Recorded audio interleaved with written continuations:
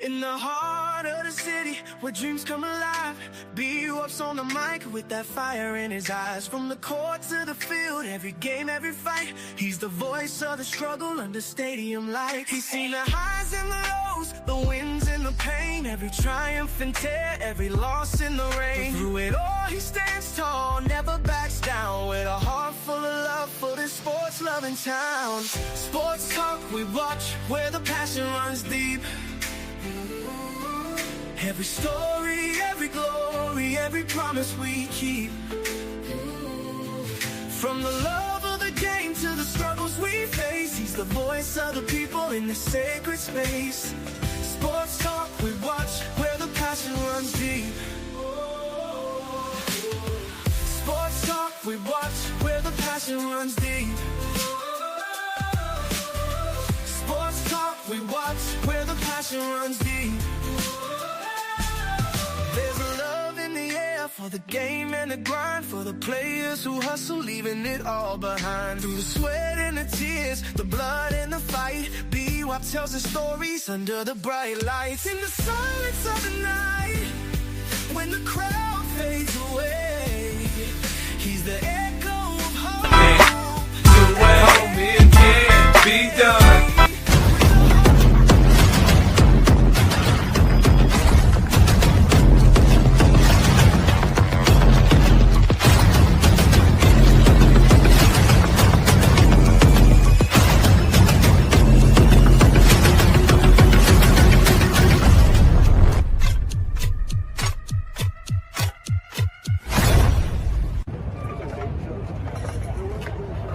Right there.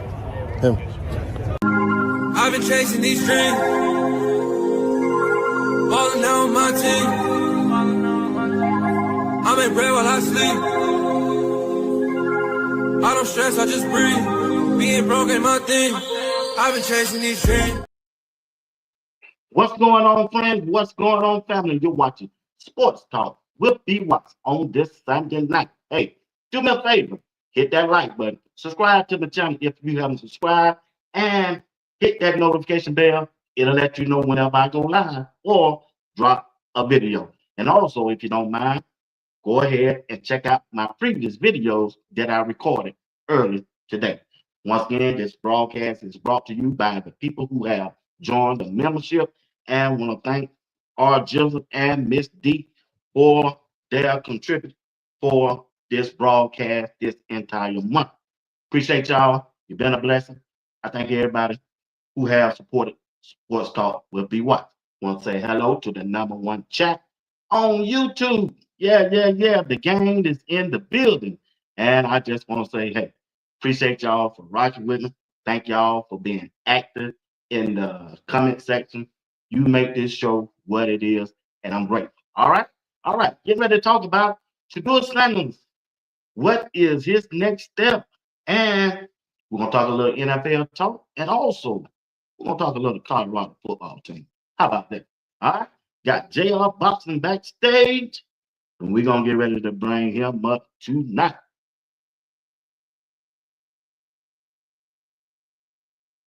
JR Boxing is in the building. What's up, champ?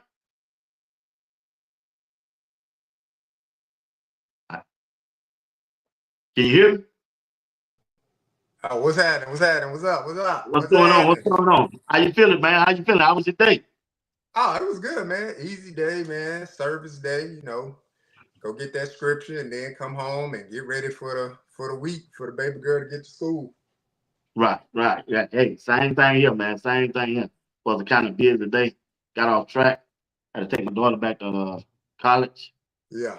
We came home this weekend and we did that soon after church. Then we went to 8, and I'm ready to take a nap, really. Me too. I'm ready to go to bed, man. I'm ready to go to bed, man. Already, man. But before we move on, I got to say hello to the chat, man. Miss Pat is in the building. This VC is in the building, and I love CC is in the building. Kenny Wilson, Brother Nelson is in here. Appreciate you. Kenny. Miss Crystal Wise Williams, Nicole is here. Appreciate y'all tonight. Miss Karen, Miss Crystal Wise Williams is here. We got a lot of people in here. Appreciate you. BD is in the building. Appreciate you. Appreciate you. Appreciate you. Appreciate y'all. Appreciate y'all. All right, JR, let's get into it, man. Won't Yeah. hold everybody too long. Brown girl, I see you. Ivy, I see you. Smiling Mom is in the building. We appreciate her too. Kenneth Wilson, what's going on, man? Appreciate you, bro. Appreciate you. There she is. The one and only Debbie Garcia is in the building. Yep. I love CC's always on post. And that's a new one here. Mr. Stacy Davis. Welcome to the channel. Miss Janet, Miss Karen, appreciate you. Louis Daniel is in the building. Appreciate you. JR, yesterday wasn't no good day for my dog Shedeur Sanders as the quarterback of the Cleveland Browns. A lot of people say he was sabotaged and all that, and I get that. What's up, Patrick Wish? Lisa M, what's up? But when I look at the game, I thought I'm calm down. I look at the game, I had to go back and check it out to see what was really going on. And this is my take on it, JR, and I'm serious about it, right? All right, let's talk, chat. I'm going to be real with you. Y'all know how I rock. Got to get how you feeling. I'm out my feelings. I'm out my feelings, all right? All right, when I look at the totality of the game, let's start with Joe Flacco, all right? Joe Flacco did what he's supposed to do. He didn't do nothing spectacular. He just didn't supposed to go out there and look bad because they script the first 10 plays for him. But one thing I did notice, when those defenders got around them feet, I thought it was Easter, boy. He's out there jumping like an Easter bunny, boy. He was jumping around like an Easter bunny. That let me know he don't want to get hit. He don't want to get off rhythm or nothing like that. He's not going to be comfortable because he can't move, bro. He's like a statue back there. If you go back and watch all his throws, the replays, you'll see it. And I saw it big time. So I'm moving on from Joe Flacco. Let me look at Kenneth DG. DG is a rhythm quarterback. 1, 2, get the ball out of his hand. Down the field, 2 or 3 yards, and out. He can throw those. If the the defensive back is playing off. But once that defensive back do press coverage, his throws gonna be over their head. If you just really check it out. He's a rhythm quarterback. He must look that receiver head on, and then he'll be able to hit him. But if a pass rush get up on him and he got to throw it over, he gonna overthrow on every time. All right. Let me talk about Shedeur. Right now, here's the kicker. I know a lot of people want to say that Kevin Stefanski sabotaged Shedeur. I get that.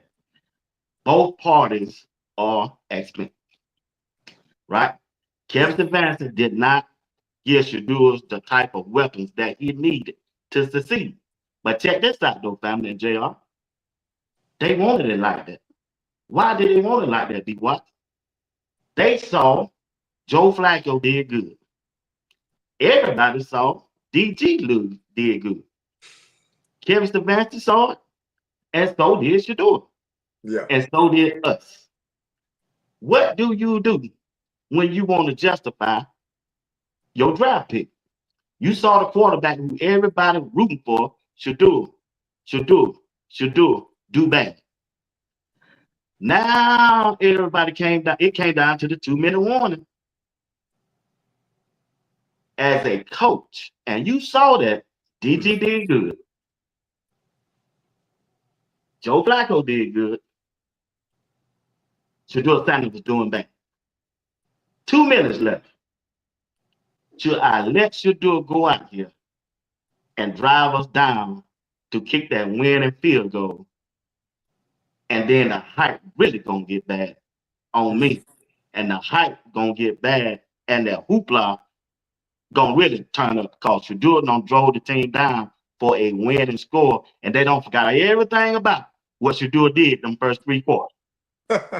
So don't touch that. Hey, look, JR. Kevin Stefanski said, oh, hell no, I got you where I want you at. I got you where I want you at. So what I'm going to do?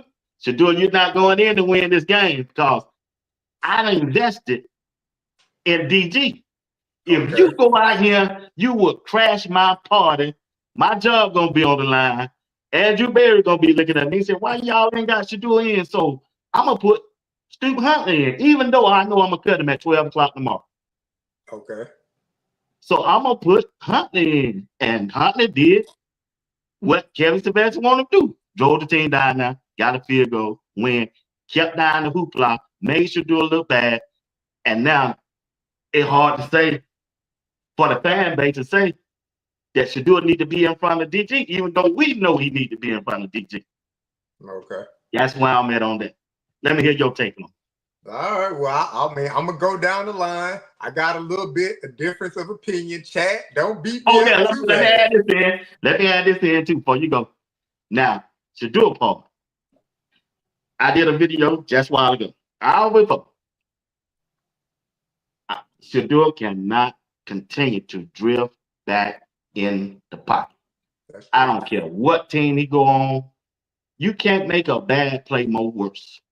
Yeah. And Shedeur brought that same act from Colorado to the NFL, and it ain't gonna work. Yeah. The NFL players are more faster, quicker than Boise State, than Oklahoma State. Yeah. Because some of them players ain't even in the NFL. So that's what Shedeur got to work on. He tweeted out there, said, hey, this preseason has been a journey for him, and he's going to continue to work. He's going to continue to do the thing that he needs to do to get better. And those are some of the things my concern is that drifting back. But hear me on this. Shedeur know in his mind, JR in the chat, if he step up in that pocket and throw that ball away, his pass percentage rate is going to be lower than any other quarterback.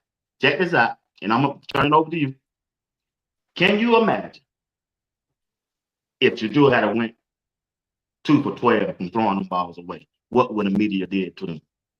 If he had went 1 for 15, 1 for 10, the Cleveland media would ate him up, and we'll be looking at it and say, damn, what's wrong? Even though the offensive line 4 to 5 on got cut today. Yeah. He didn't have no wide receiver out there that he used to playing with. So he was in a no-win situation to me. That's just me. But he cannot continue to drift back in that pocket. Ain't nothing good gonna happen. He ain't in Colorado. He ain't got Webster. He ain't got Jim Oma. Yeah. That's just my take on that game. Yeah, I mean, I agree with some of the stuff you said. I got different takes on a few things, but I'll go from where you started at with Joe Flacco.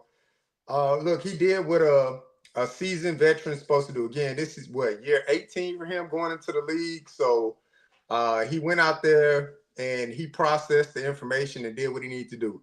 I did notice the happy feet, but again, he don't want to get hurt in a preseason game, right? No, JR, he don't want to get hit. I'm just saying, because football is it's 100% injury sport. So Right. he could have easily got rolled up on or anything like that. So I understand where Joe Flacco coming from. Like, hey man, I'm not trying to take a hit if I don't need to.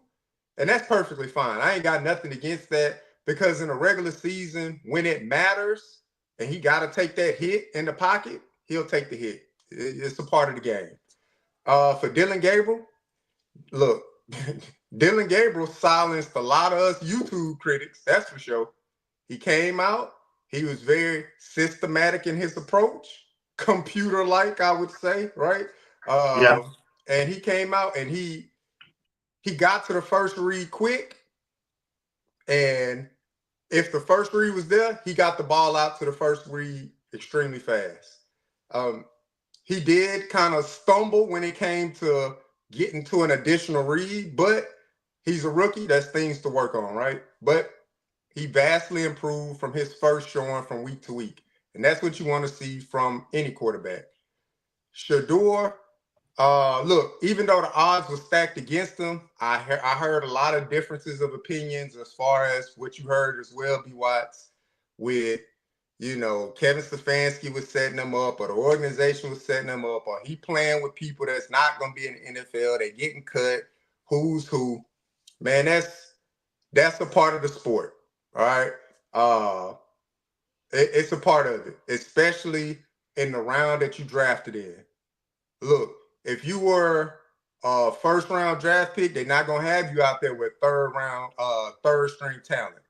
Right. He's a 5th round draft pick, so you got to make the best of that situation.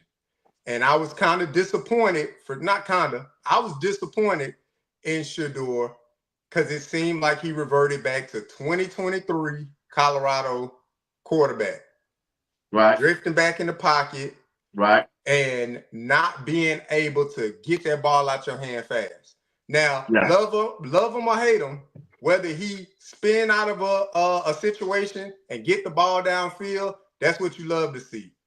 But you also want to see stepping up in the pocket, throw the ball away. Those are the things you want to see. What you cannot do in the NFL is take a 21-yard sack. You can't do that. Everybody started against BYU, and everybody was questioning, why is he not doing this? The line not blocking, this not happening. It's a lot of things that occur during a play. Sure, operations up front got to go smooth, but they're not going to go smooth all the time. And you're not going to be able to be the hero all the time. So the best thing to do is you want to keep the down and distance as short as possible so you can keep the playbook as open as possible. Because it ain't too many plays that you finna dial up when it's 2nd and 21. You ain't the offensive coordinator, ain't nothing you can say to Kevin Stefanski to be like, you know what? We need to get this 2nd and 21. It's either gonna be a draw play or a screen play, and they're gonna move on, live the fight another down. And then the other thing I would say, as far as his demeanor on the sideline, I understand the frustration, completely understand it. But that's something that the young man has to learn about, hey, what your demeanor looks like. Because you can't, I'm not going to say you can't, because you can. You're a grown man. You can do whatever you want. But if I'm a player on the team that's fighting for a roster spot and I see you pouting down there and I'm almost certain that you're going to have a roster spot, I'm be like, hey, dog, I ain't trying to hear that, bro. You got money, which is no fault of your own. You got money. You probably going to make the 53-man roster. But for the guys that's not going to make the 53-man roster, I don't need somebody I consider a potential leader of the team pouting. You frustrated? That's cool. Put your head in that tablet. See if you did anything wrong. See if there's anything you can correct. Get back out on the field and try to go at it again. Because to me, he made some of the same mistakes over and over in the first and the second drive. By the time he got to the third drive, his mind wasn't even in the game. So whether it was by design, whether Kevin Stefanski designed it that way, hey, I'm going to put you in the game and the situation ain't going to be ideal and you're going to have to work through it. That could have been by design to see how is he going to respond when the situation is not ideal. And if that was a test, he failed. I don't think Kevin Stefanski did that. But at the same time, nothing in sports is perfect. No play, you draw it up on the whiteboard, but you go out there and run it, it ain't going to go perfect. That's a part of sport. You got to be able to adapt and overcome. And there were situations in the game Shedeur did not adapt and overcome. And he addressed it in the press conference at his locker room. And he addressed it in a tweet. He knew there was things that he got to work on. And now's the time to work. You got to put your head down. You got to go to work. That's how I see it. Yeah, but it's a learning process. We got to understand he's human being. He's still a rookie. He got to learn. It's a on the job training, really. But my thing is, what that offensive line look like, they didn't even try, JR. That right tackle, that number 72, it looked like he didn't even make an effort to block that dude coming out that end over there. And the running back sitting back there, he see that number 72 getting beat. Why just not, hey, I'm finna go on over here and help this side because I can give Shedeur another second or two to get the pass off, the play off. But Matt, they didn't do that. For whatever reason, they just didn't do that, or they just, I'm going to be honest. Just me. I'm always honest. Some people don't like these tapes, but when I get honest, they really treated Shedeur like a 5th round draft pick. I'm just saying. I mean, that's what he is, though. Listen, you got a starting quarterback, you got a backup quarterback, and you got a scout team quarterback. That's how they treated Shedeur as a scout team. And that's probably how they look at Shedeur as a scout team. He on their depth chart, looking at the head coach looking at that depth chart. Says, we are not going to get away from this script. This how our organization on the inside see the quarterback room. We don't care how you play. We don't care what they say. We going to stick to our plan because we calling the shots on the inside. And the NFL probably already done told them, I don't care what Shedeur do. Do not let him hit that field. We don't care what they say. I'm doing the Greg said it tonight. Yeah. Hey, we don't care what they say. We don't care what they do. It's 32 of us. It ain't like no 32,000 we got certified. It's 32 of us. I don't care what Shedeur do out there. Don't let him hit that field. JR, it's a good possibility Shedeur don't play this year. Yeah, look, I'm with you, man. I'm still holding hope that look, he may get a chance towards the end of the season. If the Browns not playing for anything, then hey, what's the worst that could happen, right? Putting him out there towards the end of the season to see if he has further developed after being on the team, almost through a whole NFL season. So what's the worst that can happen in that? But I'm with you. I would not be shocked if Shedeur don't play at all this season. I wouldn't be shocked at all. I wouldn't be shocked if he doesn't dress at all this season. Again, they carry 53 on the roster. They dress 48. So I'm letting y'all know in the chat right now. Get used to seeing Shedeur in a polo shirt, a Browns polo shirt with a hat on, standing over there. Wow. With an earpiece. That's some nasty work there, boy. I mean, that's some nasty work there, that's a part man. of it, man. That's a part of it. I hate that for him, man, because I hate that, bro. What Steve said? Steve said, when I looked at that and saw Uncle Steve, he said, 5th round draft only counts when it's 12. Yeah. Steve in that chat. I told that chat lit up. But look at this though, JR. Now, I really don't think Joe Flacco gonna last 3 games, man. The way I saw him move. Do you really think Cincinnati, Baltimore, Detroit, Green Bay just gonna let Joe Flacco sit back there and just throw the ball to an open wide receiver uncontested? No, if they did, they'll be out of a job. So no, they ain't gonna let them do that. But again, so you don't think the head coach Kevin Stefanski's job on the line this year? They gonna give him a pass this year? That what you think? Nah, his job on the line. Look, you got to get it done, man. He's been the coach of the Cleveland Browns for 6 years, and you got to get it done. I can understand the year that they got Deshaun Watson, because they traded Baker Mayfield away 1 year after he got there. All right, so now you're looking for a quarterback. Now you get Deshaun Watson, but he can't play for the first 13 games or something like that, or 12 games. So that season pretty much a wash. Then you get Deshaun Watson the next year, he get hurt. Now you rehab him. Then you get him again the following year, he get hurt, but you still manage to make it to the playoffs with Joe Flacco. Fast forward 2 years now, you're back with Joe Flacco as your starter quarterback. Deshaun Watson still hurt. So I'm looking at it like the time is pretty short for Kevin Stefanski. Like, I get it, you haven't had a quarterback or anything like that, but what he has done, he wasted a lot of good years of Myles Garrett's career.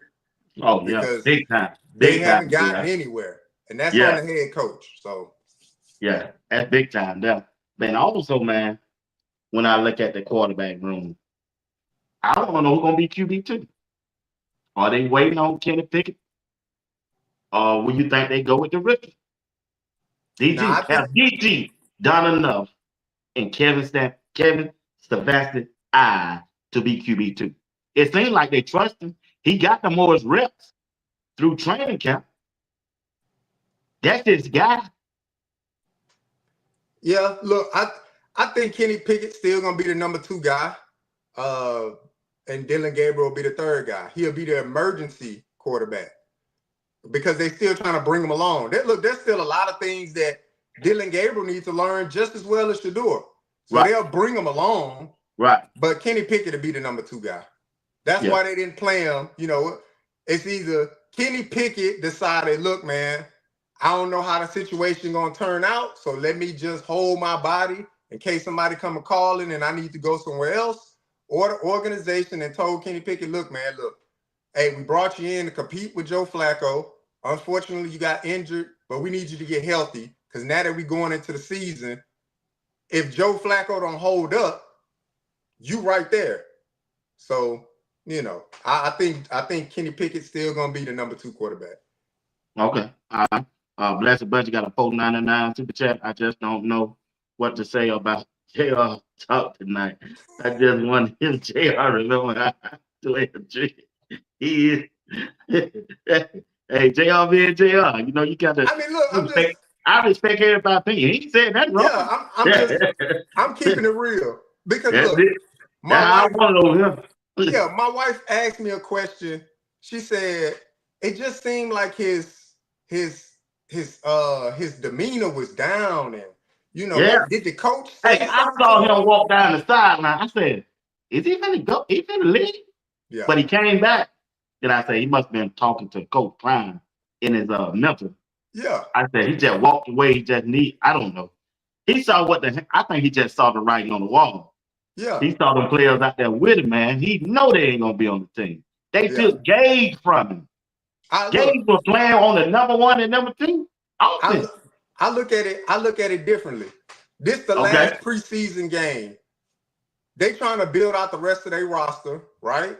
So players that they already identified, like, all right, this guy probably gonna make the team. This guy probably on the fritz. He probably gonna get cut or whatever the case may be. Like, they not gonna roll out there with their second team in the 3rd and 4th quarter. Like, that's not ideal. They're not gonna do that. Because if multiple players get hurt from your second team, then now you got to go back into free agency and look for a guy to replace that guy. Teams don't want to do that. We done invested in this guy. We ain't going to put him out there, you know, for the sake of one player. And they pretty much told you, look, you're going to have to get it out the mud. You're going to have to show and prove. Show us what you made of. And like I said, my wife was like, yeah, he just looked defeated. He going to the sideline like what's wrong with him? And I say he's obviously frustrated because, one, he didn't really get no reps because he was injured. His oblique was injured, so he didn't rep. He missed like a week and a half of reps, right? We complained about him not getting enough reps. Well, this time he ain't getting no reps because he was hurt. Right. So now you go into the game, you going on minimal reps. I think he got reps like right before the Thursday before that preseason game. Like, he got a few reps in or whatever like that. So now you got minimal reps going into the game. Your timing's off. You're playing with some guys that you haven't really practiced with throughout training camp, maybe, right? But regardless of the fact, you're a professional. I don't care what nobody say. If you got kids and your kids in sports and they pouting on the sideline or whatever, first thing you're going to probably tell them, hey, fix your face. I can vividly remember my mom telling me, hey, if you're going to pout, I can take you home. You can pout at the house. So that's what I'm just saying from that professional aspect, like, hold it together, man. And then, hey, if you need to walk off because you're frustrated and you don't want to tell somebody or, you know, say something that'll completely get you out of character, that I understand. But again, there's grown men on that team that ain't gonna have a job the next day. They see you pouting, they like, man, come on, dog. That would have been me. I would have been like, come on, man, hey, bro, I'm still trying to make the team, so I need your head to still be in the game because I'm trying to do something. I'm trying to make the team because it ain't given for me. Look, the same dude, Tony Brown, that told Shedeur, hey, man, let's play your music during the Charlotte game. Let's play your music. Let's walk out because you need to be in your vibe. You need to be in your space. He cut. This is the same dude that gave Shedeur advice during his first preseason game. Be yourself. Walk out there. Be your aura. He cut. So what Shedeur say to that guy that's on the sideline that's not getting reps? That's on the sideline fighting for his NFL career? Yeah, but JR, they took that 2-minute warning from him. He known for that. He knew that was his opportunity, JR, to go down there and right his wrong. Be Kevin Watts. Stefanski snatched it from him. B. Watts. You saw the previous 5 drives. They got worse as it I went know. on. Because But look at mentally, JR, look at the offensive line. He didn't wide receiver running the wrong route. okay. So They you could get expect open. They could get open. I understand My that. my daughter said, Dad, I thought he supposed to be legendary. Why he couldn't bring him back? I said, hey, But what you I said, baby, how can he be legendary? When exactly. they were blitzing it. Okay, tell me something. When you Okay. watch Joe Flacco, how many times did they blitz him? I don't know. I can't keep counting. Okay, I let's wasn't move worried on. about Joe 0. Flacco. How many times did they blitz Dylan Gabriel? I wasn't worried about Dylan Okay, Gabriel. 0. Oh, that's all right. I wasn't worried But about when them. Shedeur got out there, man, they were sending 5 and 6. I said, why are they blitzing a third string offensive? Because That'll be they a are not going to question. make the team. You'll have to ask that question to Sean McVay. I can't But answer check that. this out, JR. The dude that sacked Shedeur the last time, he throwed up the wrist. I said, what the? Why not? I'm trying. Be wise. If I'm on the opposing team, I'm trying to feed my family. I don't care what you got going on. You know that's how it is. I don't care what that young man got going on. If I'm on the opposing team and I'm fighting for my NFL career, I got to do what I got to do. So respect to them. As competitors, respect to them. And then my question to you, B. Watts, is you seen the 5 drives that Shedeur had. And I get it. A lot of people like, man, they took that opportunity away from him. Why are you going to give it to Snoop when he about to get cut anyway? Hey, I understand both sides of the fence. But let me ask you this question. B. Watts, you said the receivers wasn't running the right routes. The line wasn't blocking. So you're going to put them out there in a 2-minute drill when the receiver's not running the right routes and the line not blocking. So what if he go out there the last 2 minutes and he get hurt? Then what people want to say, why did Kevin Stefanski have him out there if the line wasn't blocking? So you can't have it both ways. That's what I'm telling people. I think Kevin Stefanski did a good thing for Shedeur. Hey, man, it's kind of spiraling out of control. It's progressively getting worse. By that 4th series, he lost 21 yards on a sack. That's terrible. Hey, let's just go ahead and pull him out. Yeah. And look, they don't owe nothing to Shedeur, right? I know he played bad Shedeur. I'm not they don't owe nothing to Shedeur. And then look, I think it's classy of what they did for the guy, Snoop Huntley. Give him an opportunity. Look, maybe you can make a big play or whatever like that. Because guess who's not going to be on the NFL roster? Snoop Huntley. He not.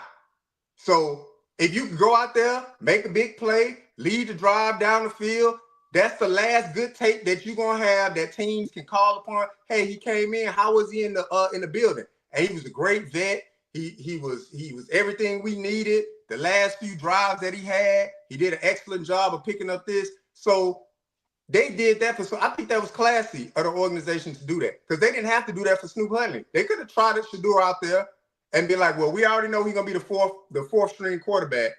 Let's put him out there in a 2-minute drive and see what he can do. They just saw the past 5 series. It got worse. His head wasn't in the game. Shedeur go out there. Worst thing that can happen, he get hurt. Other thing that can happen, he throw an interception or something, trying to force the issue. Hey, man, get him out the game. We got enough good tape from Charlotte. We got enough bad tape from this game at home. We got a lot of things to work on through the season. Let's get the 53-man roster cut down, and then Shedeur got work to do. This when it really matters for Shedeur now. All the other stuff, that's cool. The draft is behind you. Training camp is behind you. This when it matters now. How mentally strong will you be in that building? If you feel like I'm supposed to be on the field, that means you still got to come in early. That means you still got to stay late. Get them reps. Get with the QB coach.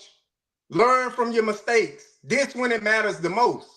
Because nothing handed to you in the NFL, especially at the 5th round. Easy come, easy go. They'll find a Shedeur Sanders in the next draft next year. I guarantee you. He may not have as much aura. He may not have as much following. Hell, he may not even be better than Shedeur. But guess what? They'll be like, hey, we'll grab this guy. So be teachable, be a professional, go in the building and work like you want the job. Work as though you the starter. Get yourself better. Because the last impression, I feel bad for him. The last impression that we have of him on the field is at his worst. That's like the That's what I BYU told game. you. That's what they wanted.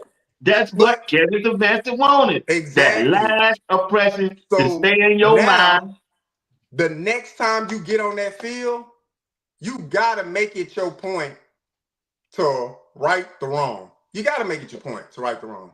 Yeah, you're right. You know, I mean, I ain't gonna knock you for what you take. Your take is blessing budget $4.99 again. At some point, a human will break. 12 had the whole deck stacked against him. JR 12 went into a gun fight with 9. Okay, appreciate that. They own JR tonight. But y'all leave my dog alone. That's my dog now. That's my dog. I mean, look, I understand. I understand, and hey, I agree with a lot of what people saying. But what I'm saying is that at the end of the day, whether you got the cards stacked against you or not, we went out, me and my wife went out to eat.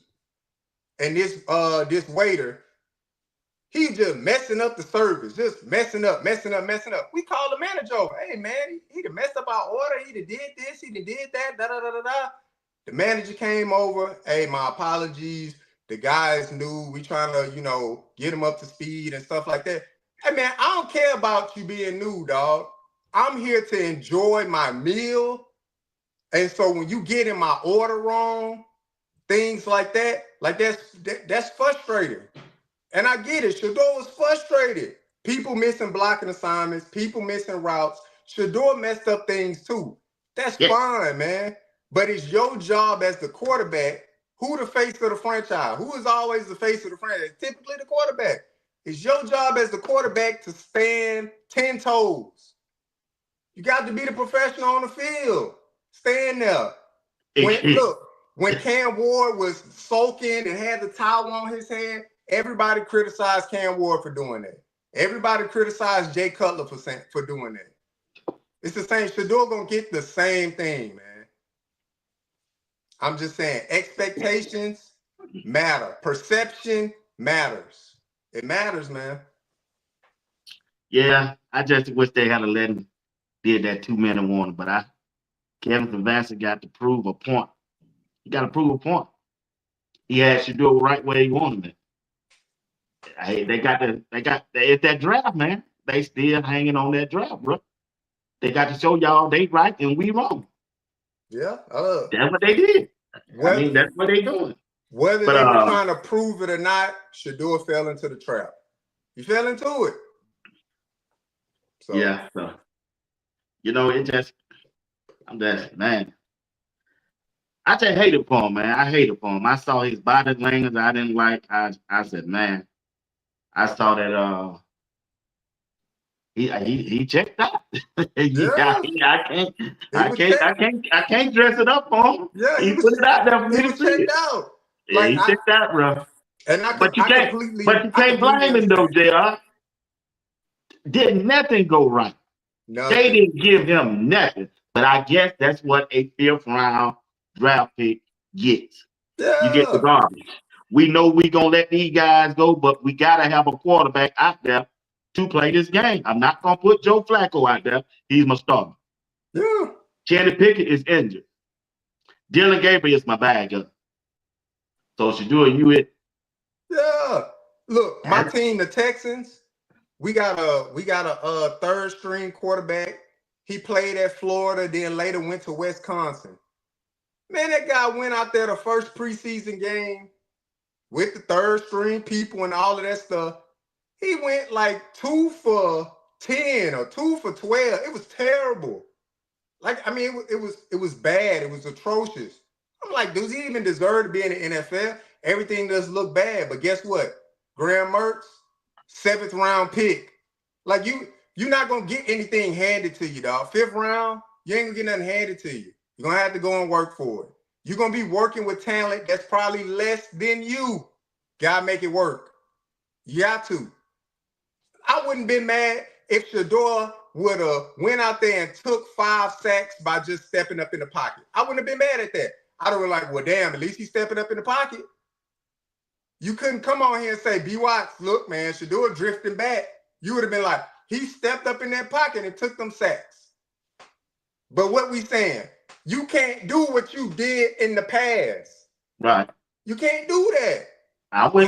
Have you learned from your previous transgressions? No, it don't seem like he learned. He reverted back to where he felt comfortable, in my opinion. Let me see if I can make a play. But you know what, JR? After you look at if you go look at all his film of him playing, he really didn't have no pocket to step up into. They were clubbing, they had him all around the head and everything. That pass that he threw, that number 36 crane cross the Billy and missed, man, he dodged about 5 sacks then. I mean, yeah, it's debatable, man. Look, the coach is looking at some of this stuff. I know. The pocket ain't gonna ever be clean. They didn't have no running game. They didn't have no running game to help him out. It just, I mean, he should have been frustrated. Yeah. You know, he should have been. One thing, Janet, for that $5 super chat. I'm frustrated with the unfairness. Jesus, be offensive. Yeah, I agree with you, Miss Janet. Thank you. But it just, man, boy, I know Shedeur wanted that, man. He wanted these games. He was at home. The people were right there. Yeah. Tuning in, watching for him. He wanted to do good. Because I still believe. I ain't changed my mind on him. He the best quarterback on Cleveland. They don't see that. For some reason, they don't see that. I know my neighbor said he loved football. He loved the fashion. He said he watched the game. He been watching Shedeur. He told me this morning that Shedeur don't go through his progression quick enough. A lot of rookie quarterbacks have that same deficiency. This ain't just a Shedeur problem. A lot of rookie quarterbacks. Cam Ward got that same issue. You're gonna see it during the regular season. Cam Ward tried to just outgun it. He tried to muscle it in there. But it's the same thing with Cam Ward. Cam Ward had those issues. Caleb Williams, for as talented as Caleb Williams was last year, he looked terrible with the Browns. Right. People saying, oh, the offensive line was terrible and blah, blah, blah, blah, blah. Caleb Williams missed a lot of reads. A lot. I mean, that's what happens, man. This the NFL. People trying to feed their family. People trying to get to millions. People trying to establish a career. So they coming screaming off that edge. They bull rushing up that middle. Nothing's gonna be perfect. Yeah. Miss Debbie said you got a hot one. Hey, I'm just saying, man. I'm just saying that's just what I think. I'm gonna help you.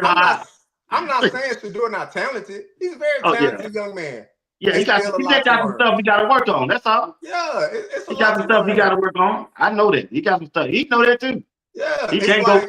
One thing I know, JR, he can't go backwards. I can tell you that. You can't go back. You gotta go forward. No, he can't win that fight. He literally had a pop quiz and he failed the pop quiz. All right, cool. You still got time. Get it going. Right. Yeah. I mean, Shiloh just got cut. We ain't hearing about Shedeur getting cut yet. So, hey, that's still good. That means you still on the team. Look at this, JR. This Dilly Green. This DG. It was reported he did not do his ritual prior to the game, like listening to music. 2-step drop. He getting rid of the football. They got him on the run right now. He gonna overthrow. He threw that away. Threw it away. Yeah. And that wasn't no clean pocket. Bootleg. He just threw a 1-yard pass. Why Shedeur couldn't get them plays? That's what the NFL is, though. Play action. Somebody in his face. He threw it. He ain't gonna make them throw. He ain't gonna make no throw. No. He not. That's why I think Shedeur gonna play sooner than later, y'all. Climbed in the pocket, threw the ball. I mean, this is the NFL. I mean, that's what happens in the NFL. I think we get enamored with like the Patrick Mahomes and all of those kind of people that can extend plays and the Josh Allens and stuff like that, man, you got to remember when Josh Allen first started off, I mean, heck, just 2 years ago, they were saying Josh Allen throwing too many interceptions. He trying to do this. He trying to do that. Now, last year, he won the MVP. So it's a progression. Like, these players get better as they go. So Right. I don't want people to think Shedeur coming in. Like, people understand Shedeur not a finished product. He got stuff to work on, people. And that's fine. Long as he get the opportunity to work on it. If you get cut and you don't get picked up, then you working on it on your own with a private QB coach or something like that. But if you in the building in the organization, hey, man, you get to still get that footage, that tape, use the facilities, all of that stuff. So long as he on the team, that's good with me. He know he got to grind. He know it ain't going to come easy. Yeah, that boy, he gets some easy throws. That's on throws he can make. That's it. Them out routes. He ain't finna throw the ball down the field now. He ain't finna do that. I mean, he not. It's 2 steps, and that's it. Get rid of it. And that the receiver got to be exactly right in front of him. So to speak, he's too short. He don't have the measurement, as you say. He getting rid of the ball. They got to be wide open. If they play press coverage on that receiver, it's gonna be an incomplete pass. Just like that, overthrow every time. If they own him, he can't make that throw. Yeah. He ain't that good. I don't care how much he knows in that classroom on that football field. DG is not that good. Only thing that saved DG yesterday, that 2-minute warning. When he did his 2-minute drill, he drove him down there and let's go. Yeah. That was it. Hey, other than that, he struggled. I ain't gonna say he struggled. He struggled until that then, JR. He had completed about 3 passes up to there. 3 passes. He went like what? What was his final? I'm talking about before the 2-minute drill he did. Oh, I don't. Like I said, he went 8 for 9 in the 2-minute drill. I wasn't watching Dylan Gabriel, so I was at an art festival, so I wouldn't worry about Dylan Gabriel. No, he struggled, bro. This the 2-minute drill right here that he did. That's when he got hot. Yeah, it's part of it. You know? Yeah. All right, let me get the chat out of you. Yeah. Man, look. Let me get the chat out of JJ. Hey, here we go. Y'all talk to the chat. Who you got, JR? NFL talk. NFL talk. Who y'all got, chat? Who winning this division? Chicago Bears, Detroit Lions, Green Bay Packers, or the Minnesota Vikings? Talk to me, chat. Who will win this division? Who you got, JR? Give me the Packers, man. I'm picking the Packers because Detroit, they lost a lot on their coaching staff, man. They lost both their offensive coordinator and their defensive coordinators, who are both now head coaches in the NFL, Aaron Glenn, and I forget the offensive coordinator name that they had last year, but he's the coach in Chicago now. So give me the Packers, man. Packers, you got Jordan Love. You got Josh Jacobs there, running back. Look, hopefully Will Shepherd can make the team. He had a good preseason with the Packers, scored quite a bit of touchdowns and got some yards this past game. So give me the Green Bay Packers for the NFC North. All right, well, score 13, 499 super chat. I think Sebastian wants a system quarterback that can make 1-2 read. So DG fit that profile, but the 5th round for not providing 12 a fair shot is good. Yeah. All right. Yeah, I'm with you, JR. I'm with you on that. I think the Packers. I don't think the Bears are right there. No. I'm going with the Lions. I'm going with Detroit Lions. I know they lost their 2 coordinators, and that's going to be the sticking point. But, man, I just like their physicality. They run the ball, the quarterback don't turn it over. Green Bay. It's going to be between Detroit, and Green Bay. Yeah, for sure. That's why I think it's going to come down to those 2 teams there. I don't think Chicago is right there now. I don't think Caleb Williams, man, he might try to be a bust. Y'all don't watch out. If he don't get together this year. He got it's a huge learning curve. Like Caleb Williams got to stick it out, man. Yeah, I seen him this preseason. Boy, he didn't look good. At some he did, but at that time I said, dog. Yeah, that last preseason game the Bears had, he stunk it up. He looked real bad. And Cam Ward looked bad too. I'm just saying. All right, let's move on. Talk to me, chat. Atlanta Falcons, Carolina Panthers, New Orleans Saints, Tampa Bay Buccaneers. Who you like, JR? Let me get Tampa Bay, man. Give me the Buccaneers. They got shake and bake down there. Tampa Bay, more of an established team. Michael Penix, first full year starting. They still trying to figure it out with the young man who's at quarterback in Carolina and Bryce Young. The Saints, they don't know who their quarterback gonna be. First year head coach, so that's never a Wow, good thing. So that's give me crazy. Tampa Bay, man. I think it's Tampa Bay, easy money. If I'm gambling on the NFC South, give me Tampa Bay. You know what, JR? I got to agree with you again, but I hate that. Oh, got another super chat for Daniel Little John. 199 Shiloh got to keep his cool. No fighting 28. I agree with you. I agree. Yeah. Yeah, so I'm with you. I'm with you on that, big dog. I'm with you on that. Everything you said about that. I kind of want to root for my home team, Atlanta Falcons, but they just don't have the. I like Michael Penn, but they don't have that breakaway, fast wide receiver. Yeah. And the tight end, Pitts. They've been yeah, trying to trade him. they trying to trade him. Yeah, they've been trying to Cause trade him. he ain't did nothing since the first year of the season. Yeah. Drake So London, he can't stretch the field. he can't, man. Kyle Pitts, they trying to trade him. The Falcons defense has been suspect for the past 3-4 years. So give me the Yeah. Bucks. All right, I'm with you on that. Oh, I agree with you. Dallas Cowboys, New York Giants, Philadelphia Eagles, and the Washington Commanders. Who you like, Jack? Who y'all like? Who you Man, like? this one right here. So this probably be the division where I'm like, this is a head scratcher, man. I'm gonna go with the Eagles. They the defending champs. But one thing about the NFC East, they have had a different divisional winner every year for the past like 6-7 years. Oh, So the okay. Eagles won last year. It may be the Commanders' time to win this year. But I like the Eagles, man. Jalen Hurts, H-Town kid, the poise, the charisma, the moxie that he has. I like it. And I'm not trying to make a comparison or anything like that, but you see how Jalen Hurts, he didn't been through the fire and everything like that, from being benched at Alabama, sitting behind Tua, then go to Oklahoma, get drafted in the second round, battling out with Carson Wentz, finally get his chance to start. People saying that he can't throw the ball, he can't do this. All he did was went out there and win a Super Bowl. And when he on that sideline, he as stoic as possible, just sitting there. Let me process this information. Let me see where I can get better. I'm not saying Shedeur needs to be Jalen Hurts. Shedeur needs to be himself.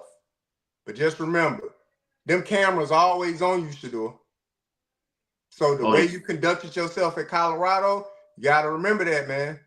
The father raised the son to go out into the world and be productive. Continue to be productive. Give me the Eagles, NFC East. Man, I got to agree with you again, but I'm not, though. I think the Dallas Cowboys are going to win this division. Dallas? I got to go with the Cowboys. I think the Cowboys going to win this division, followed by man, I think the Eagles gonna come in third this year. I think Washington gonna come in second. I mean, I think it's gonna be a really close division. I still think the Eagles squeak it out. Okay, I'm with the Cowboys. Y'all remember that chat? We're gonna play this thing back. Oh, he gonna sweat. He gonna say something there. All right, Arizona Cardinals, LA Rams, 49ers, and Seahawks. Who you got, JR? Who y'all got, Jack? Give me the 49ers, man. 49ers, look, they took a dip last year. Brock Purdy, Mr. Irrelevant. Look, they had to show improve, but they paid him a lot of money. So now, Brock Purdy, you got to be more than just average, right? San Francisco got a strong defense. The wide receiver core is a little bit inexperienced with Brandon Ayuk being out, Jennings hurt, and Bobby Pearsall, kid from Florida, they're going to be depending on him a lot early on. Running game, they just picked up another running back. I believe they got the running back from the Commanders, Brian Robinson Jr. So he's a tough runner, but it's going to be on the shoulders of Brock Purdy. But I don't like what the Rams got. What's his name? He got to get injections in his back just to stand upright. The Cardinals just haven't got it right with little baby Yoda over there. Seahawks got a new head coach, new quarterback that had a good year with another team last year, so it remains to be seen what he looks like with the Seahawks. So give me the most established team, give me the 49ers. Yeah, I'm going to have to go with the 49ers on this Rams quarterback situation. I would go with them, but he ain't going to be ready. So I got to go with the 49ers. He's going to be out for the year. Right. Yeah, I got to go with the 49ers on that. And Arizona's. They need a quarterback. Seattle, they ain't ready either. So that's what I got to do. I got to go with, man, me and you agreeing on all but one. Yeah, that ain't good. Hey, all right, chat. Talk to him. This is the last one before we move on. We got the Denver Broncos, Kansas City Chiefs, the Raiders, and the Chargers. Talk to me, JR. Man, it's hard to bet against Patrick Mahomes, man. It's hard. Look, as bad as the offensive line was last year for Patrick Mahomes, they still made it to the Super Bowl. Depleted of wide receivers, still made it to the Super Bowl. Depending on old Travis Kelce and Taylor Swift, still made it to the Super Bowl. So give me the Kansas City Chiefs. Give me Andy Reid. Give me Patrick Mahomes. Give me the Chiefs. I like what the Broncos doing. Broncos look real good. They got to the playoffs in a wild card position with Bo Nix. Sean Payton got the team in the right direction, but I think they're still a year away.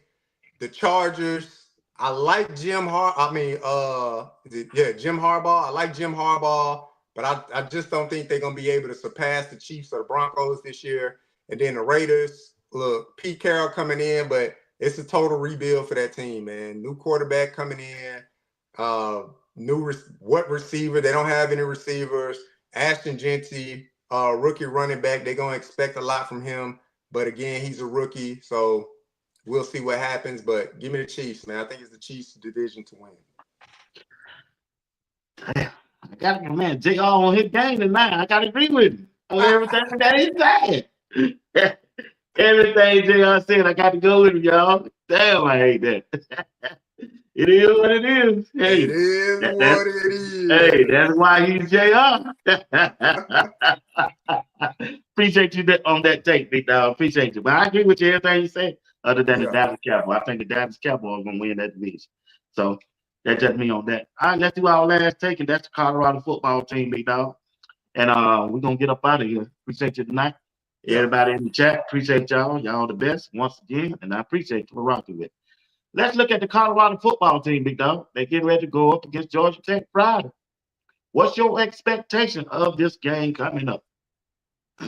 Man, I expect it to be a fast and physical game, man. I expect CU to be more physical than they were last year. That's something they've been preaching, especially with Coach Swayze in the offseason, to be physical, to be disciplined. So I expect CU to be physical and be disciplined. Last year they were a finesse team and the most penalized team in the Big 12. So I expect different. I expect you to learn from the deficiencies of last year. And I see that Coach Prime took a lot of things into consideration. He attacked the portal. He went after defensive linemen. We got to get some defensive linemen. Even though we led the Big 12 in sacks, we still gave up a lot of rushing yards up the middle. So he wanted to, hey, let me get some big guys up there.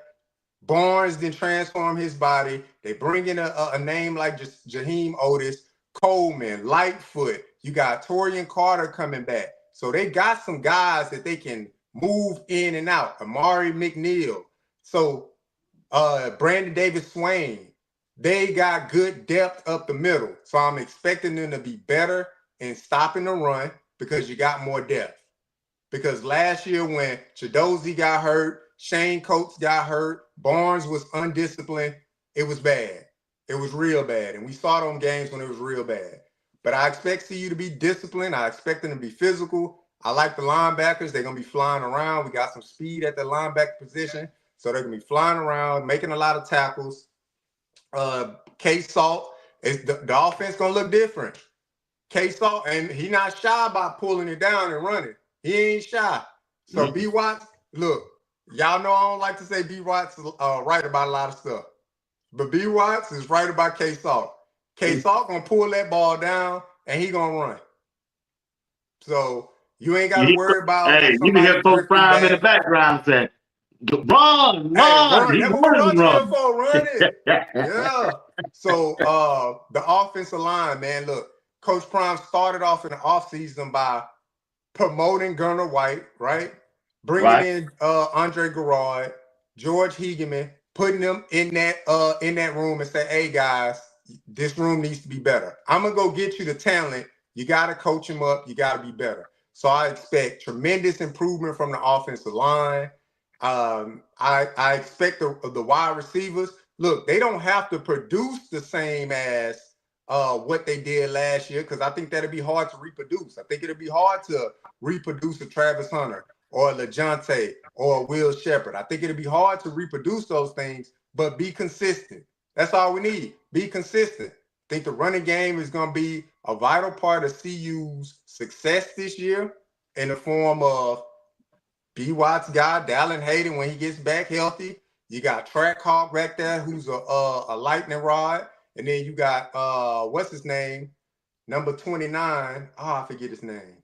Young kid from last year. Who? 29, running back. I forget his name. Oh, man, Michael? Yeah, Micah. I think Michael gonna be a good jack of all trades. Michael has showed tremendous strides. It looks like he's got a little faster. He lost a little weight, but he looks stronger. So I think the team gonna look really good. The back end of the defense, I'm not really worried about the back end of the defense. Coach Kevin Mathis has always done. Coach Kevin Mathis has always done a great job with the cornerbacks. As much as people say, well, DJ McKinney he getting burnt in practice and stuff like that. Look, go back and watch DJ McKinney last year. DJ McKinney was not, you ain't have to worry about DJ McKinney opposite of Travis Hunter. Only thing DJ McKinney got to worry about is being the guy now. He the guy. The spotlight on him. The name is DJ McKinney, getting a first round grade early on from some early ESPN analysts. So he just needs to worry about being a guy and showing up and just being a guy. But he played extremely well last year opposite of Travis Hunter, and nobody else can tell me otherwise. Right. I'm big on Carter Stoudemire. I think he's going to be a great piece back there with Taufik Bayard. So I'm not worried about the defense. I'm just worried about them. I'm just worried about CU team as a whole. Whatever Coach Prime is telling us, we're going to run a doggone ball this year. I just want to see it. That's it. That's it. I just want to see it. That's all I want to see. But I think it's going to be a good game. Georgia Tech going to come in. They're not going to be no slouch, but I'm not completely worried about Georgia Tech. Again, they went 7-6 last year. All right. So it's not like they are an unstoppable or unmovable force. But Georgia Tech going to come to Folsom Field, and they're going to try to establish what they do really well. And that's run that ball east and west. And when they need that quarterback to go get them 7 to 10 yards, he's going to pull it, and he's going to run it straight down the middle. CU need to be ready for that. Because I don't think they have any receivers that we need to lose sleep over. Their defense is a middle-of-the-road ACC defense, so it's not like they the top of the charts like Clemson or Miami or anything like that. They middle-of-the-road. Their defense is not anything that's going to blow you away. It's not going to be any different from the defenses that we saw this past weekend, college football, where you looked at Kansas State and Iowa State. They middle-of-the-road defenses, so CU just needs to be physical and disciplined, and they should be able to win the game by 10 easy, in my opinion. What's your score prediction? My score prediction is going to be 27-17. 27-17? Yep, that's my prediction. Okay. All right, chat. Who going to win the game? Put your score prediction in the chat. JR said 27-17 Colorado.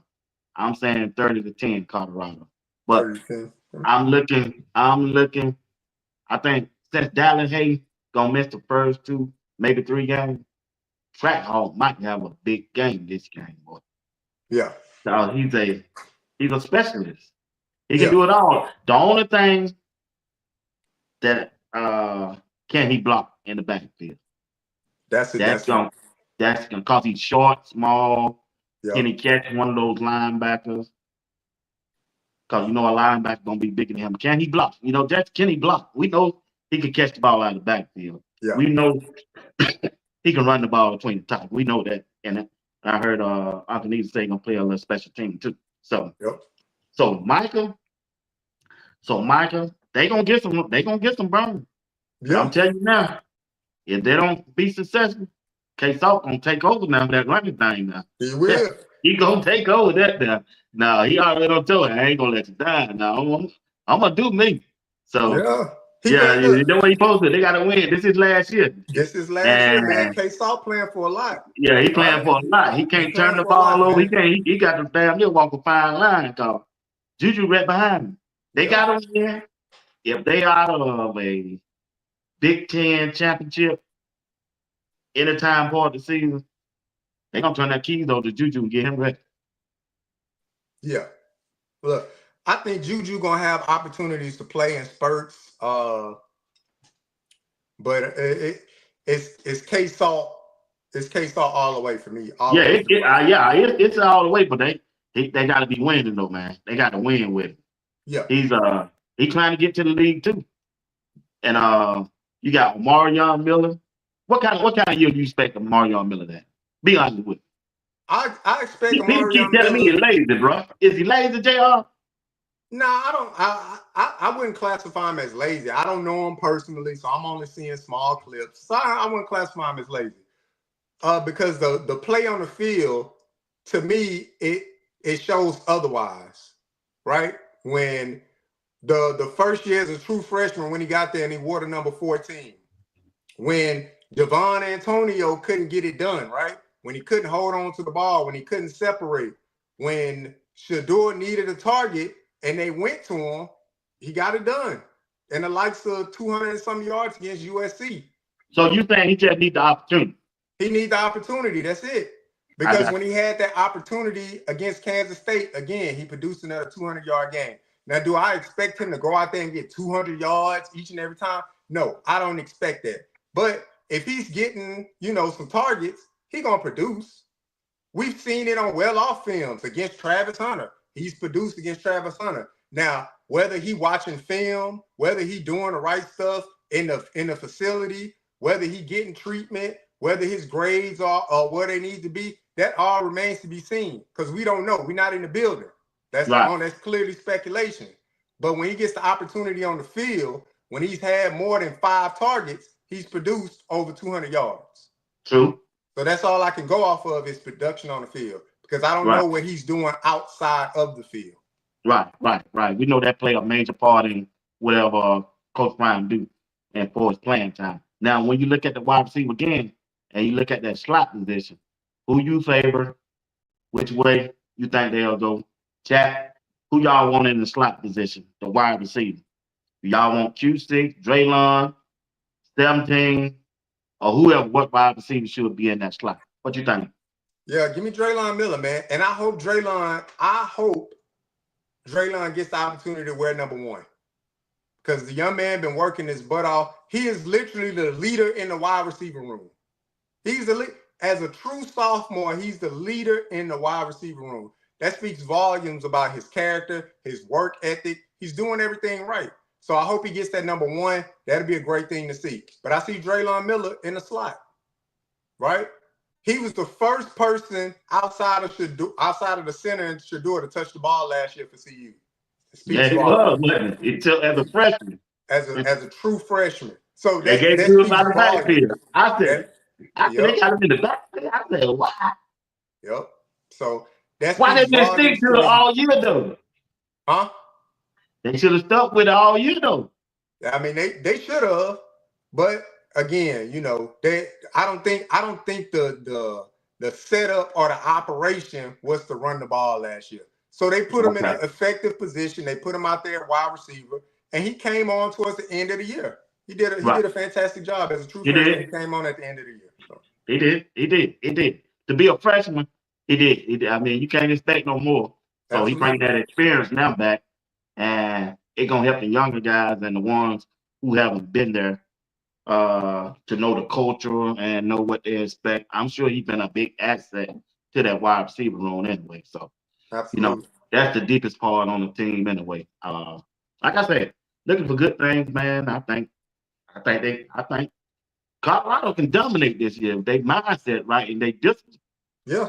They can dominate this year. I watched this Kansas State game and Iowa State game. Man.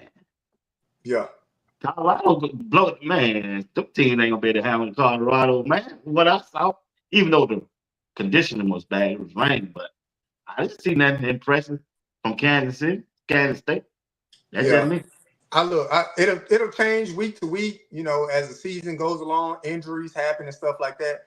But what I saw from both teams is the assignment discipline issues. Like Iowa State was just blowing coverages left and right on the back end of their defense. Mm-hmm. Like it's like Avery Johnson hitting them passes because them guys are wide open. Avery Johnson not throwing nobody open. Them guys wide open down the field. That's why he's hitting them guys, because they're wide open. So they let you know Iowa State blew coverages. And then for Kansas State, for their defense, their front four, very, very susceptible to the run.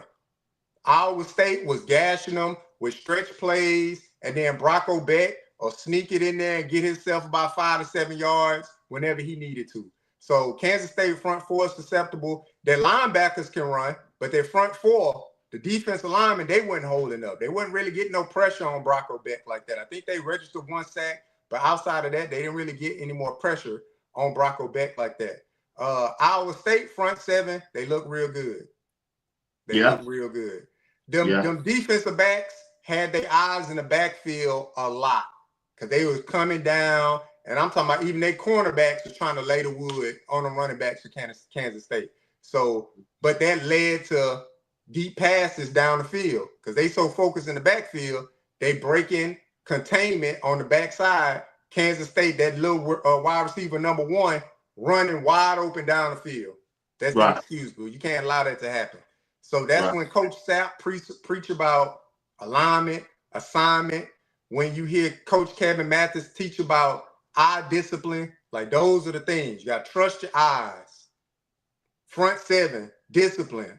Front four, more specifically, alignment and assignment.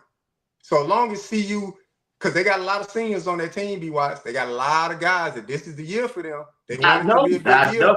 I know, man. So that's why I say they got the experience, man, to make this thing work for them. Yeah. If they playing for each other, and not being selfish, they'll be okay. And what I mean by playing for each other is not leaving your man to the left or to your right out to dry. In the Air Force, we call that the wingman. You don't want your wingman left out to dry. I'm trying to be the star, B-Watts. Let me go make the play. I lose containment. Running back, run right where I'm supposed to be. So you can't allow that to happen. Play as a team, play for your brothers, and I think they'll have a great year because they got a lot of senior leadership. Or not senior leadership, but they got a lot of seniors on their team. I don't know if they leaders, but they got a lot of seniors on their team, and it's a lot of guys they're trying to go to the next level. So if you're trying to go to the next level, you get there by winning games. Right. You don't get there by playing selfish. Win games, and them people that come to evaluate talent, you'll start seeing them at every practice. More and more. Because they're trying to understand, why do they look so good? Why is this defense so dominant? Why is this? What players can you tell me about? So they just need to play together, man. I think they'll be fine.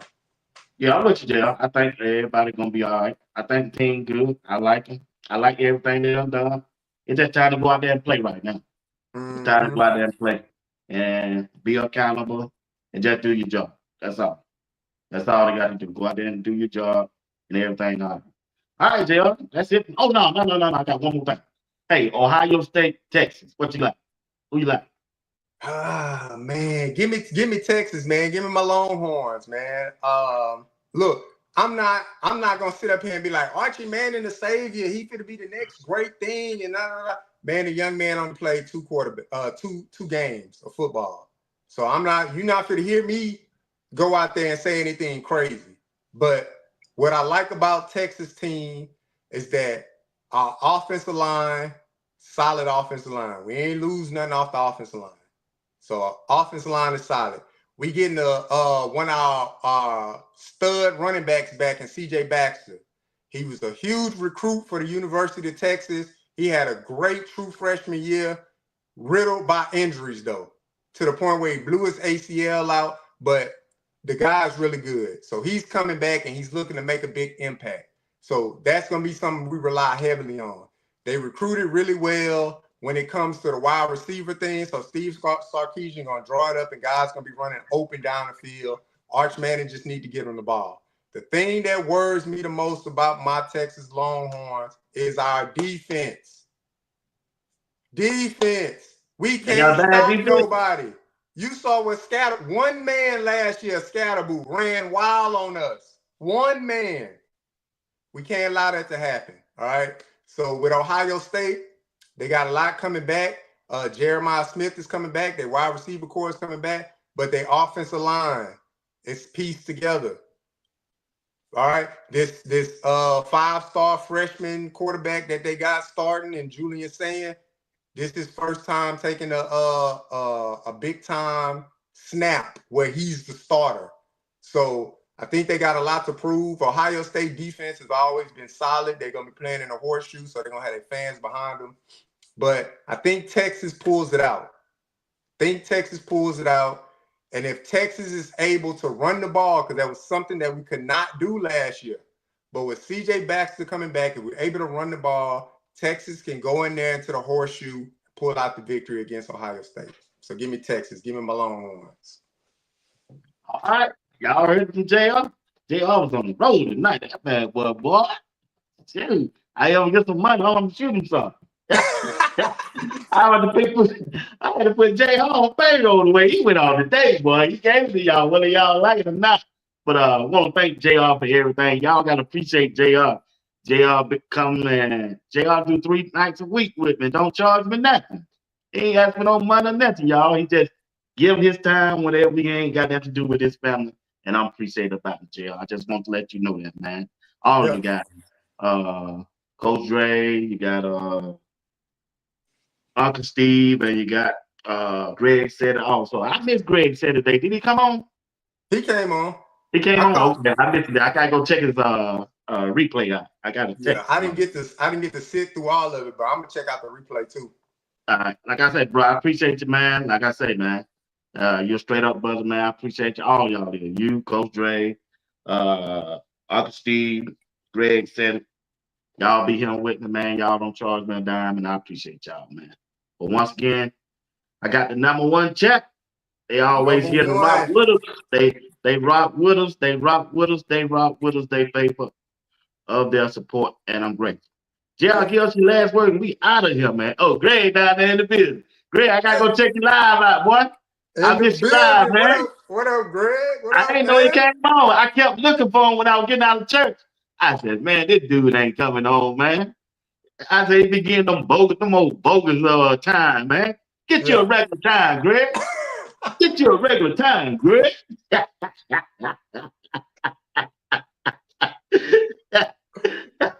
Oh, man. Yeah, man, I didn't get a chance. He came over there talking about 3 p.m. He told her 2 o'clock. He said 2. He said 2 on that. Yeah, I think it'd be about 2 o'clock. I told her, she said, you always on your phone. I said, nah, I got to check out Greg. You know, Greg probably go in. Shiloh don't got cut it. They don't did. I just want to hear what he gonna say. So I didn't get a chance. To see him, man. Yeah. I said, this dude ain't came on. I'm gonna watch it on the playback, man. I'm gonna watch it on the playback. I'm gonna watch it on the playback when everybody's sleep, big dog. I'm gonna go and check you out, Greg. I know you know dipped in that conspiracy theory. I already know that. That Greg, it wouldn't be Greg. Everybody in the chat said Greg cooked today. I said, oh, I know I gotta go listen to that. JR, you my dog though, man. I appreciate you, man. I appreciate everything you do, man. Appreciate you being here for me. You and Greg said Uncle Steve and Coach Dre. Man, y'all the best. And Miss Phyllis. Miss Phyllis Smith too. Whenever she want to come on, I let her come on. She rock with me, and I appreciate it, man. Appreciate y'all. Get your last word, be down. We out of here. Yeah, man. Look, hey, a tough week for all of us, man. A tough week, man. To see it happen like that in front of our eyes. I know none of us expected that. I didn't expect that. But hey, the cards that you dealt, you work with what you got. You make the best of the situation. That's how I was raised, and it seems like Shedeur was raised the same way. So, Shedeur, if this come across your ear, you take the good with the bad, and you move on, man. Yeah. So, shout out to him, man. Shout out to everybody in the chat, man. Look, they was on my head in the chat, B-Watch. I already know, man. I like it like that. Yeah, I like it like that. I like it, man. It's all love, man. It's all love. We don't take that person over here. We just call it how we feel. We just call it how we feel. You know, JR got here. Greg got here. Coach Dre got here. Uncle Steve got here. We ain't got to all agree. And the chat got there. But they got on me today, said, you gonna watch Cleveland. She told me, you gonna watch Cleveland. I said, I gotta watch Cleveland. I said, you ain't gonna bet. No, you gonna watch Cleveland. You started, so you gonna watch. I said, okay, I'm gonna watch Cleveland. So I gotta watch Cleveland. I gotta watch Cleveland this year, even though Shedeur, I probably won't even know who he is. He's gonna be in blue jeans and a polo shirt. On the bench, man. He's gonna have to get out there. And he's gonna be listening to the plays, but he'll be all right, man. He'll be better for it. And the next things I want to hear coming out about Shedeur, like once the 53-man roster is squared away and all that stuff, only thing I want to hear is, hey, he's still the first one in the building, one of the last ones to leave. That's what I want to hear, because that lets me know he didn't allow them to defeat him. He's not defeated. That's what I want to hear. When Kevin Stefanski, because the reporter's going to ask, well, how's Shedeur doing in the building? And da-da-da-da. That's what I want to hear. Hey, he's still one of the first guys to come in, one of the last guys to leave. He's working extremely hard, da-da-da.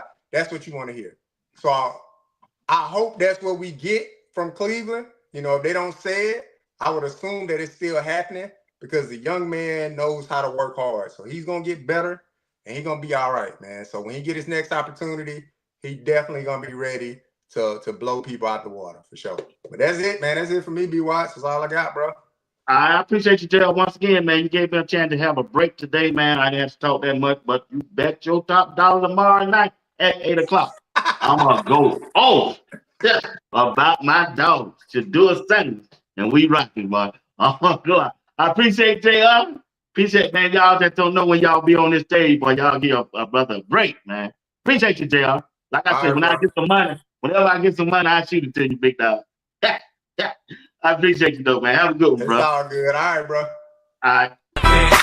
Do it, homie. It can't be done.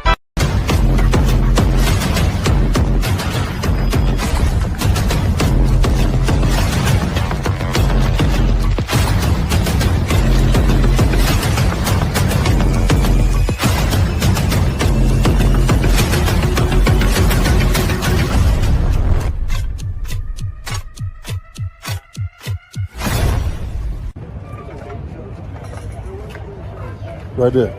Him. I've been chasing these dreams, balling out on my team. I make bread while I sleep. I don't stress.